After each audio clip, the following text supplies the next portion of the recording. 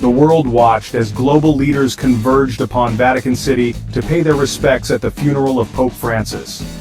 Among the mourners were two figures whose paths have intersected in a most consequential way: former US President Donald Trump and Ukrainian President Volodymyr Zelensky. Their meeting, occurring on the sidelines of this solemn occasion, was their first face-to-face interaction since a contentious encounter back in February. The shadow of the ongoing war in Ukraine loomed large, adding a layer of complexity to this brief but significant encounter. This wasn't just another diplomatic handshake. The weight of the conflict, the history between these two leaders, and the uncertainty of the future all hung heavy in the air. All eyes were on Trump and Zelensky, eager to glean any insight into the current state of affairs, and what this meeting might mean for the path to peace. Following the meeting, Trump didn't mince words. He expressed skepticism about Russian President Vladimir Putin's true intentions regarding ending the war in Ukraine.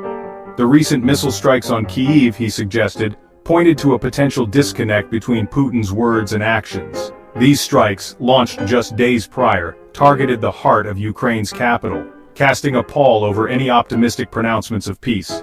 Trump's doubts underscored the deep mistrust that has come to define the relationship between Russia and the West since the invasion of Ukraine.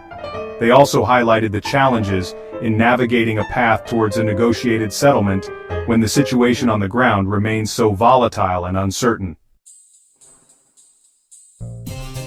The White House, in its official statement, characterized the 15-minute meeting between Trump and Zelensky as very productive. However, Zelensky, speaking to reporters later, used even stronger language, calling the encounter potentially historic. These differing characterizations, while subtle, hint at the potential significance of the meeting and the varying perspectives on its outcome.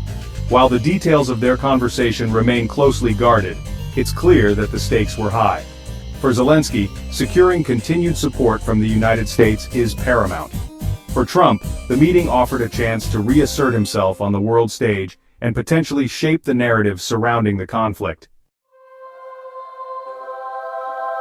The Vatican meeting also brought to the fore Trump's past statements regarding the possibility of a peace deal between Russia and Ukraine.